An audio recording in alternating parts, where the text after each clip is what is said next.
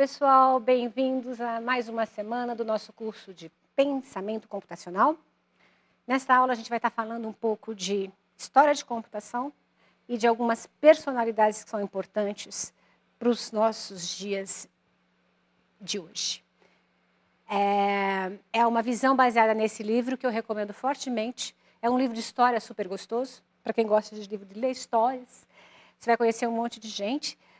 O professor Waslawik, espero que seja certa a pronúncia do seu nome, é um professor da Federal de Santa Catarina. Ele escreveu esse livro, é uma delícia de ler, tá? Recomendo. Eu vou fazer alguns poucos destaques, tá? Mas realmente é muita coisa. Aqui o que a gente vai focar é, né? Bom, primeiro que dispositivos de computar, de contar, de calcular existiram desde sempre, desde que a gente tinha dedos nos pés e nas mãos. A gente já conta, né? Sabe? Eu não sei há quantos mil anos atrás, se algum de vocês pode ser que saiba, conta para a gente lá no fórum. Tá? Ábaco, bastão para marcar, para contar, né? Sempre existiu. Mas de lá para cá muita coisa evoluiu, né? E lá nos idos da Idade Média, duas pessoas foram muito importantes. Essas duas personalidades, ao mesmo tempo, apesar de morarem muito distantes uma das outras, elas perceberam a necessidade ou a oportunidade de uma ferramenta que hoje a gente usa e que chama-se logaritmo. Tá? A gente, matéria de vestibular, todo mundo passou, todo mundo fez, todo mundo sabe que é logaritmo, né? Mas por que eles inventaram o logaritmo? Não foi para a gente fazer prova no vestibular, garanto. Tá? Eles precisavam fazer contas muito grandes. Tá? Naquela época não tinha calculadora, né? Não tinha essas calculadoras que a gente tem, e as pessoas precisavam multiplicar para fazer paredes, igrejas, castelos, sei lá o quê, tanto barcos, navios, rotas de navegação, né? E eles precisavam multiplicar números muito grandes. E fazer multiplicação de número muito grande na mão, a probabilidade errada era muito grande. Bom, resumo da ópera, inventaram-se, eles perceberam a oportunidade de inverter a exponencial e inventaram a função logarítmica, que vocês sabem muito bem como é que funciona, certo? E eles inventaram esse algoritmo aqui, ó, que vai fazer esse... Ajuda a gente a fazer esse cálculo. É só seguir aqui que a gente pega dois números, quero multiplicar dois números grandes, vejo quais são os logaritmos dele, obtenho, vejo qual que é o logaritmo da soma e tenho o resultado da multiplicação. Aqui, ó, a gente tem exemplos para vocês, né, de números aqui na tabela. Podem conferir. Vejam se está certo, faz favor. E eu também fiz para vocês uma animação no Scratch, na qual eu usei as figurinhas dos dois pais dos logaritmos, lá que são os dois que inventaram mais ou menos ao mesmo tempo, né, e mostrando como é que isso funciona. Vão lá e vejam, então. Inclusive, estou usando a função de log para fazer isso. Verifiquem como é que a gente faz em Scratch, tá bom? A gente aqui tem essa animação. Eu destaco a importância do logaritmo para a gente. E a gente já vai ver já. No restante do curso a gente vai ver. Nessa semana a gente vai falar um monte disso. Essa semana é a próxima. Aliás, o resto do curso. Eles inventaram esses algoritmos. E aqui o George Boole foi o outro cara que inventou a álgebra de Boole. Tá? O George Boole inventou esses conceitos que a gente utiliza hoje, a gente monta as tabelas verdades, né? A negação de 0 a 1, a negação de 1 é 0. A composição E de 0 e 0 é 1, de 1 e 1, de 1 e 1 é 1. Caso contrário, o E dá 0. O OR sempre vai dar 1, a menos que seja OR de 0 e 0, vai ter que dar 0. Tá? E esse pai da álgebra booleana, né, tem o nome álgebra booleana até hoje em homenagem a ele. A gente não faz nada na computação sem álgebra booleana, a gente já vai ver já. Eu também fiz uma animação para vocês com o George Boole, no qual vocês entram com dois fatos aqui, ó, lá no Scratch, entram com dois fatos e ele vai fazer para vocês o ou daqueles dois fatos. Tá bom? Experimentem, brinquem, façam um remix, estou super feliz que vocês estão se divertindo lá, vocês me deixam muito felizes. Continuem assim. Vão lá, brinquem, façam a outra. Lá só tem o ou. Façam o e, façam o not, façam associativa, façam distributiva. É muito gostoso, tá? Nada como... É a melhor maneira de aprender, né? Fazendo e ensinando. Chama aí filho, tio, irmão, pai, para brincar junto, tá? E a última personalidade que eu quero destacar é o Alan Turing. Alguém já deve ter ouvido falar. Pelo menos teve um filme outro dia que ganhou Oscar, né? Com Christopher Crumenbach, não sei falar o nome dele. Tá? E conta uma versão da história, né, do Alan Turing. E ele foi o responsável por quebrar os códigos. Né? Ele era o líder da equipe que quebrou os códigos das máquinas de troca de mensagens codificadas, cifradas alemãs. E é por isso que a guerra foi ganha por quem ganhou e não pelos alemães. Tá? O cara era um gênio, literalmente.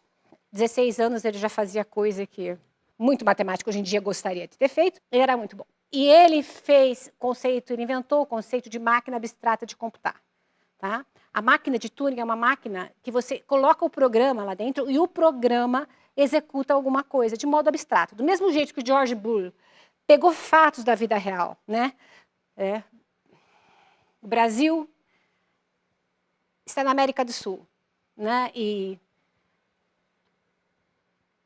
o Reino Unido está na Europa. Tá? São fatos.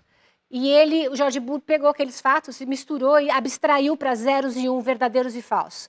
O Turing pegou a computação, pegou um exemplo de computar, né, e trouxe de modo abstrato. E com isso a gente faz qualquer máquina, qualquer maquininha. Tá? Isso é tão legal que ele é chamado de pai da... Ele é reconhecido pelo pai... Além dele ser o cara que quebrou o código de guerra na Segunda Guerra Mundial dos alemães, além dele ter inventado, né, essas máquinas dele, ele inventou o conceito de máquina universal de Turing, que faz qualquer programa, e é mais poderosa que qualquer computador de hoje em dia, porque ela considera estados, como a gente está vendo aqui, né, aqui ó,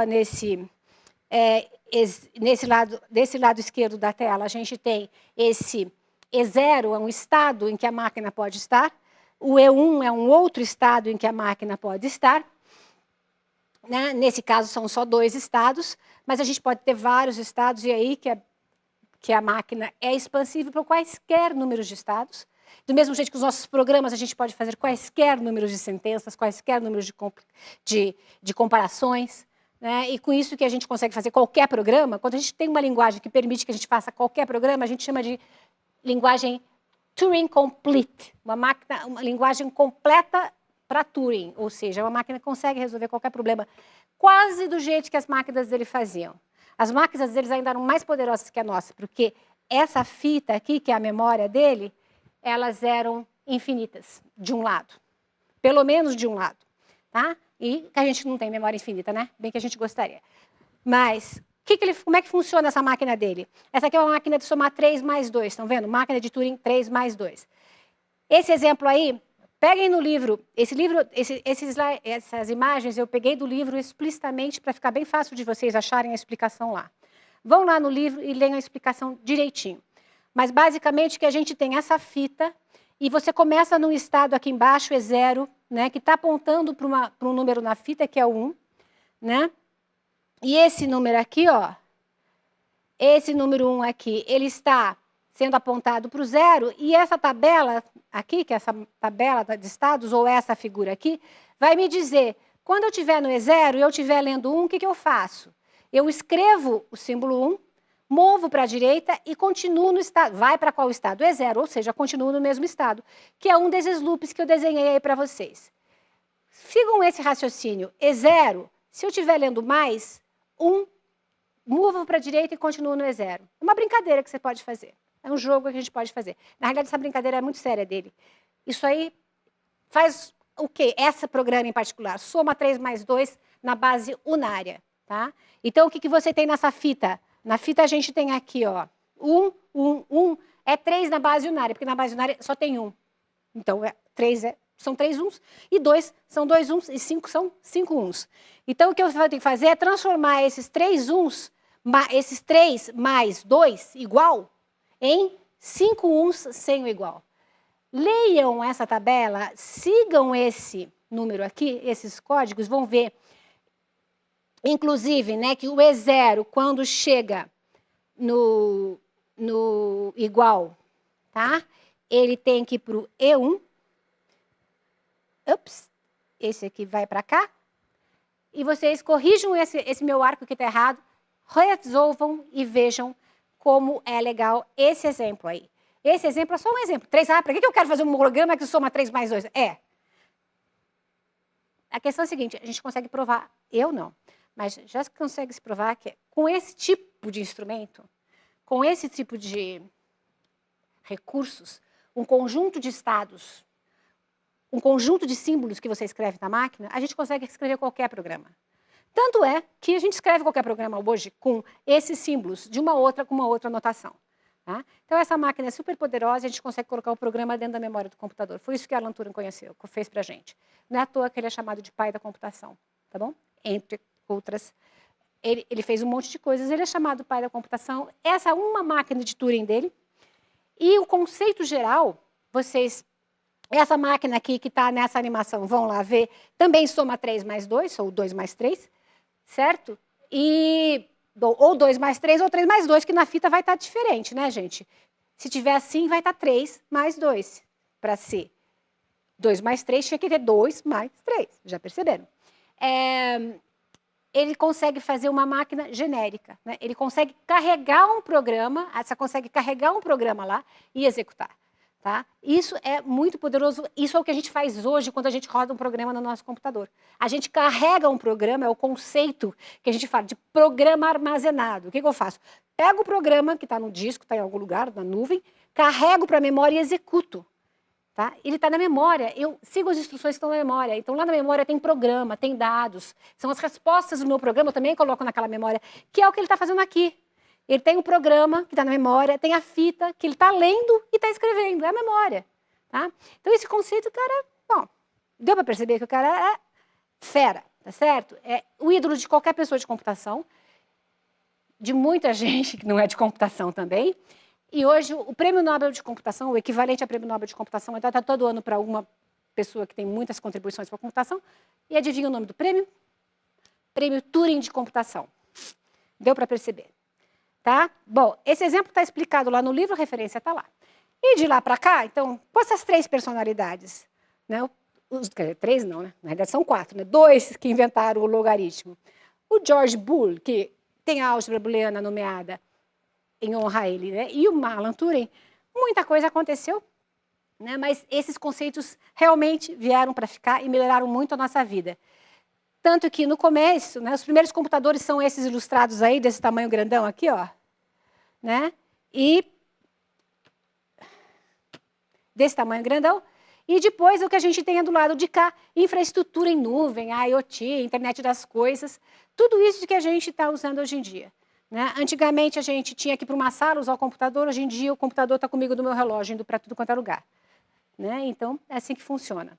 A gente diminuiu, saiu de um computador que era uma máquina, uma sala, um prédio inteiro para o que eu tenho no meu pulso, mas a gente continua com os mesmos princípios, aqueles princípios que são baseados na máquina de Turing, que usam a álgebra booleana para o and, or, not, propriedade associativa distributiva, e que, sem a abstração, sem a compactação que os algoritmos fornecem, os logaritmos fornecem para a gente, não confundam logaritmos com algoritmos, que são coisas bem diferentes, a gente não estaria aqui, tá? Então, alguém, se não fossem eles, talvez outras pessoas tivessem feito, mas eles fizeram e a gente agradece, reconhece e entende a importância disso para cá, de lá para cá, tá?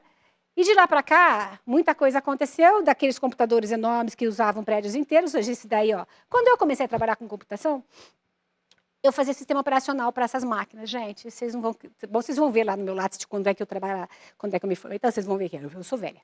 Mas ali, ó, são máquinas de computação, que era o Macintosh, não é nem o Apple, né? Esse daí não é o Mac, não. Esse é o Apple II, que veio antes do Macintosh, pequenininho, que vai ver na próxima foto, tá? Acho que eu deixei. Não deixei, não. Aí tem notebooks, tem relógios, só parecido com o meu, né? Tablets, que o pessoal tem aqui também, de vez em quando tem professor que usa, né? Isso aí são computadores que são quase atuais, porque eu peguei umas fotos livres e aí não estão exatamente os mais modernos, né? Mas são os computadores que a gente está usando hoje em dia. Né? Eu estou aqui num computador, numa tela, que tem uma tela touch, que é uma delícia, mas de vez em quando me enrosco com ela. Tá? E, além disso, desses computadores, a gente tem coisas que não são pessoais, mas nem tanto. Né? Tem drones militares, drones de arte, drones, etc. e tal. Isso tudo está usando essa tecnologia que esses caras inventaram, né, abstratamente, há muito tempo. Tá? E aí, a gente vai continuar, né, conversando que, além do hardware, a gente evoluiu para esse software todo que a gente usa, né? Certo? Então, essas três animações que vocês vão prometer, porque vocês vão ver lá para mim, tá certo? A animação do logaritmo, a animação do George, da álgebra booleana, a animação do máquina de Turing, tá? Fundamentam, fazem parte dessa evolução histórica, tá? Que permitem que a gente faça esses softwares que a gente utiliza hoje. Esse aqui é um exemplo, né, de uma página web, a gente tem a web, aí a gente criou a web, daí a gente criou um problema com a web, porque tinha muita página, aí a gente precisou fazer serviço de busca na web, precisou navegar, aí cria redes sociais, aí a gente tem que trabalhar com redes sociais, tem que ter interface. Ou seja, criou-se um monte de empregos e criou-se um monte de oportunidades, e agora a gente está conseguindo fazer esse curso à distância com vocês, né? Como é que a gente ia fazer isso? Então, a tecnologia está aí para bem e tem que tomar cuidado para não ser para o mal. Esse exemplo que a gente está usando aqui de software se aplica também nesse nosso contexto, nesse nosso curso. Vocês estão usando aí, né, os recursos que estão no AVA da Univesp. São programas que são armazenados nos servidores, em alguns servidores por aí, estão na nuvem. Né? Pessoas desenvolveram esse software, pessoas da Univesp carregam, pegam o material que os professores criam, que eu crio, todos os professores criam, pegam aquele conteúdo, colocam no sistema e vocês acessam. Vocês acessam usando essa infraestrutura de rede, essa estrutura de internet que a gente discutiu na semana passada, em algumas aulas passadas. Né? Usam a web e, às vezes, não só a web. Né? Então, isso tudo não está de graça aqui. Muitos de vocês nasceram já na época da internet, né? A maioria de vocês são da geração que existiu um mundo sem internet antes, assim como existiu um mundo sem logaritmo antes. Né? E é bom a gente saber disso e entender. E na próxima aula a gente vai, tintim por tintim, discutir um pouquinho mais desses circuitos que a gente faz com essa tal dessa álgebra de Boole que estão dentro dos nossos computadores. Até a próxima!